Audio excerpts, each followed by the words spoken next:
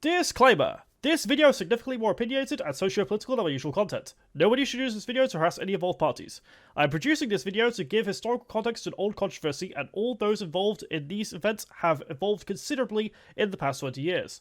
As a Jew myself, my goal is to shed some light on a very misunderstood topic. Diolch yn fawr. Dim afnodlydli, please.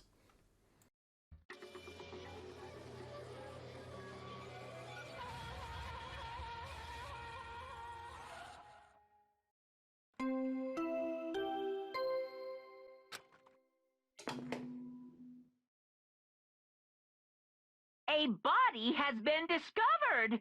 After a certain amount of time, which you may use however you like, the class trial will begin.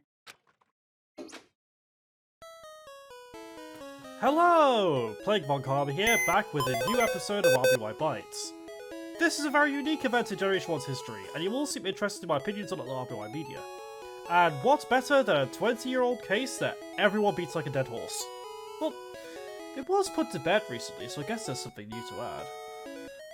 I didn't expect the script to be as long as it is. I actually started it in July 2022. There just turned out to be a ton of obscure information that kept being brought to my attention. Uri Geller is a Jewish illusionist frequently seen on TV. He's been in the game for around 40 years at this point, performing at a variety of venues and pulling off some pretty stunning magic.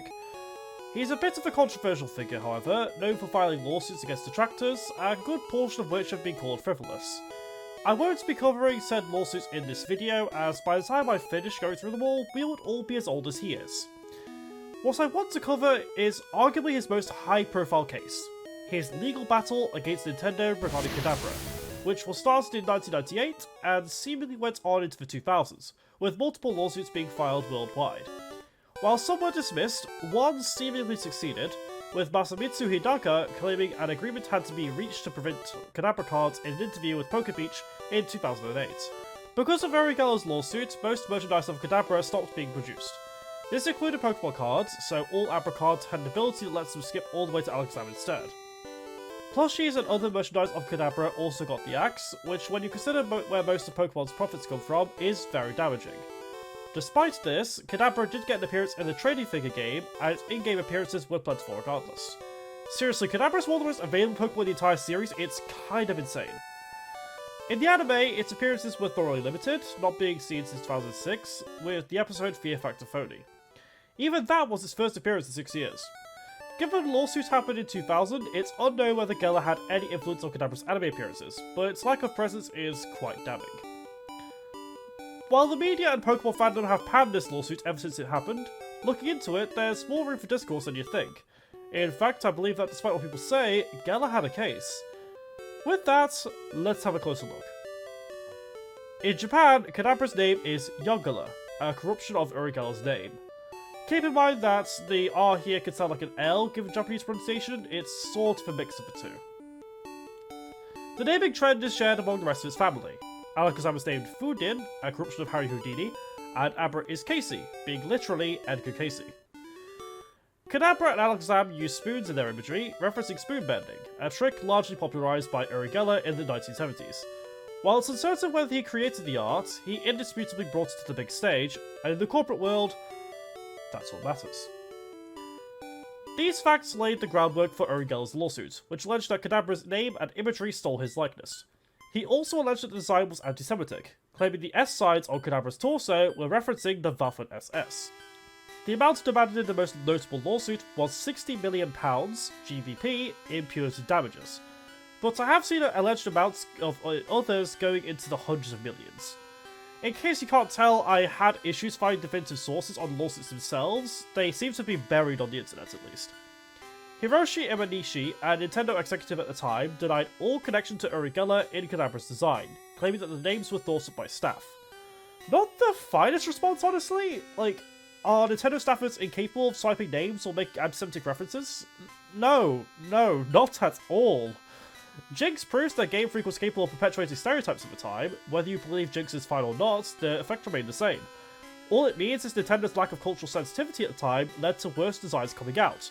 If you don't want controversy, get this, make better designs. In fact, it was so culturally insensitive that in all subsequent remakes of Generation 1, a significant amount of content is censored. Even the original localization censored some details, like the drunk old man, and now said games have an 18+ rating anyway. It's hard to argue against Geller's case for his likeness being appropriated.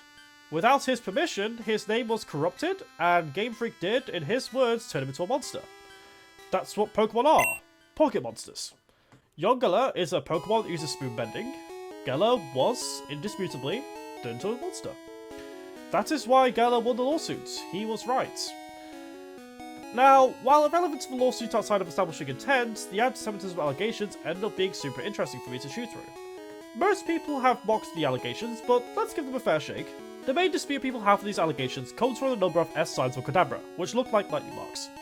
The Waffen SS logo had 2 S signs on it, standing for Schutzstaffel.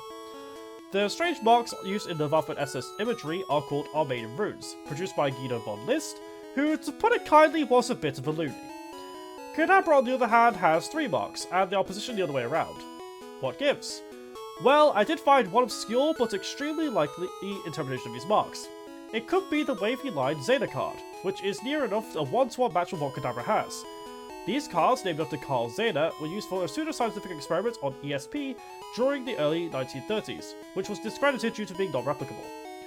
The only difference in the symbol is that the lines on this Zeta card are blue, which could be a symbolic or stylistic choice. It's worth noting that these marks were not used in Kadabra's original design in Pokemon Red and Green. They would only properly appear in Pokemon Blue, where they were orange, a trend that continued into Yellow before being made red in Gold and Silver. For Kadabra's English name, an observant individual may point out that Abracadabra has roots in Hebrew and Abrahamic folk phrases, roughly meaning I will create as I speak. I don't believe the localized names carry the same intent as the Japanese ones though. Kadabra's original name during localization was Pocus, a reference to the magic phrase Hocus Pocus, dating back to the early 1600s. Likewise, Abra was called Hocus. There was a movie released in 1993 that may have served as inspiration, but I'm not sure. Abracadabra as a phrase has thoroughly deviated from its original meaning these days, and in my time online, I have never seen an anti-Semite so freakishly obsessed with Jews that they would use this as a dog whistle, let alone in the 90s. If someone does, go off I guess. Clowns make 25k a year, you know, you may want to get a job there. The red star on Kadabra has been likened to satanic imagery, but this isn't a symbol associated with LaVeyan Satanism or the Satanic Temple, so I believe that this is just satanic panic rhetoric. This star is not seen in its original design and only manifests later, roughly around the time Pokemon Yellow was released. However, this is a point I'll pick up on later, there's a very interesting bit here. So, with the number of S signs being wrong, the Zeta card reference, and most evidence being circumstantial, Kadabra's alleged antisemitism is likely a coincidence.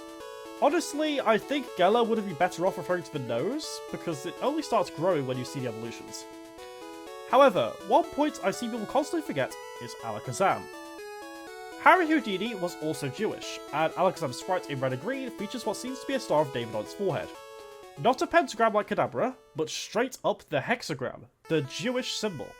The Star of David, or Magen David, is a hexagram that is the most recognizable symbol of modern Judaism, being used even on the graves of Jewish people. It has existed since the 4th century, but rose into popular usage in Prague around the 14th. However, it has been appropriated for genocidal purposes as well, most notably in the instance of the Yellow Badge of Nazi Germany. The use of this symbol in cases like Alakazam's is usually a textbook instance of antisemitism.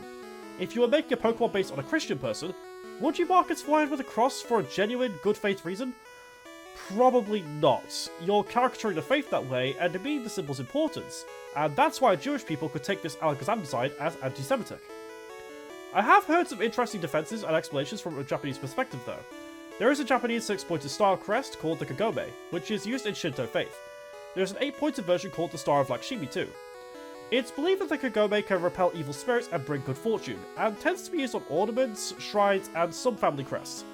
A possible inspiration for Alakazam, if this is right, would be Magical Circle Guru Guru. This 1994 anime was one of the earliest cartoons to prominently feature magic circles. The characters use Kagome-like imagery to summon monsters.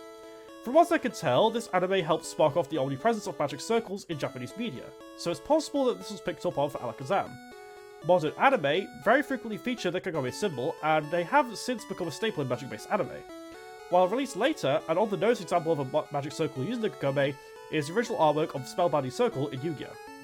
While a possible interpretation, it's difficult to tell whether Alakazam's star is the Magen David or a 6-pointed Kagome, because of how small a Game Boy screen is. The only difference between the styles of these two symbols, traditionally, is that while the Kagome style will just emphasize the points, the Magen David is often a bit more detailed, emphasizing layers and things like that. However, on a screen this small and in 2D, the 6 points of Kagome and Magen David would look exactly the same. A helpful distinction is that in Japanese media, then and now, Kagome crests often have a circle around them, and aren't always just stars. Sometimes they tessellate instead. Alakazam doesn't use a circle here, nor does the Kagome tessellate. I tried adding a circle myself, and it was certainly very possible, but it looks very weird and not instantly interpretable, which goes against a lot of Pokemon design philosophies. If a Kagome crest is the inspiration, maybe they just dropped the circle and inadvertently left themselves with a more dangerous connotation. Again, the Game Boy screen is very small, so this could also explain why the symbols were removed in later games, just to simplify the design. If we look at how Pokemon are designed, we can usually understand their type at a glance. Venusaur has leaves on it, Charizard has a fire at the tip of its tail, Kingler is literally a crab, and so on. This does naturally reflect their type matchups. Given Psychic types are weak to Ghost types, it doesn't make sense that a Kagome crest would be used on Alakazam unless the interaction was meant to be reversed, as the Kagome is meant to repel evil spirits. Wait a minute. That could be another video. Given the roots in being based on Harry Houdini, using Geller's spoons, and lacking a circle, I am very much leaning towards Alakazam's star being the Magen David. There is little circumstantial evidence pointing towards it being a Kagome, and a lot of direct evidence pointing to the other. At best, it's an unfortunate correlation. This part of Alakazam's design was quickly removed in all later iterations of Generation 1, and the design never saw any use in any promotional artwork. Even its earliest sprites for Pokemon Blue dropped the symbol. Good. Even if the Kagome was intended, this prevented a reasonable offensive interpretation due to the Game Boy screen's ambiguity. However, less than a year after this symbol was removed, Kadabra began being depicted with the Xena card symbol and a red star on its forehead. I find the latter to be odd. If you're removing a religious symbol from Alakazam's head, why would you affix a different star to Kadabra's head afterwards? You end up with this really weird evolution line where a star appears and disappears for no reason. They're clearly not simplifying the designs for the Game Boy screen if you're doing this with Kadabra, so what gives? While Geller's original allegations were likely unfortunate coincidences and missed the mark, I believe that Alakazam's original design strengthens Geller's case by a lot in the intent department. Abra, being based on a Christian magician named Edgar Cayce, doesn't really have any objectionable traits. Meanwhile, when you get to the Pokemon based on the Jewish ones, you see the nose start growing and imagery appearing to caricature the faith. It's clear that Geller had every right to file a lawsuit and prevent the production of further Kadabra merchandise. His name was corrupted, his spoon bending was appropriated, and the Pokemon's line, intentionally or not, definitely had anti-Semitic connotations. If he wanted to, he could have erased Kadabra from existence, or worse, buried the franchise. If anything, I think Game Freak got off pretty easy. Pokemon was just starting and got hit with so much controversy, Nintendo could have taken the franchise out back and never touched it again. This didn't happen that long after the infamous King Kong lawsuit against the Donkey Kong franchise, after all, and that lawsuit is often said to be why Nintendo acts so aggressively with their intellectual property these days. You could say that Geller also contributed to this. With an agreement reached in 2020, the effects of the lawsuit have been all but neutralised. Curiously though, Game Freak has done nothing with its newfound freedom to use Kadabra wherever it wants. Perhaps the damage to Kadabra's branding is just too much for them to want to try and profit from it. It's notable that Uri Geller, when dropping the lawsuit, seems to have been doing it for the sake of a headline, framing it as a sort of triumph in his tweets. He even appeared to be acknowledging the public perception of his lawsuit as frivolous, in spite of it, in my opinion, being the one fair lawsuit he's done in his entire life. Anyway, that's all I have. Whenever I use the green Alakazam sprites, I usually censor the star to ensure my Jewish viewers don't feel unnerved, given how much bigger the star is when used for animations and such. I really don't like that sprite, as you can probably tell. I like my videos to have a nice, chilled out, informative environment. This is also why I only use the yellow Jinx sprites from the Virtual Console. Anyway, I expect to see people debating this in the comments. Be respectful, alright? Remember, there are people behind that screen of yours. Unless they're Nazis. This was Plague Von Kawa, and I'll see you all next time.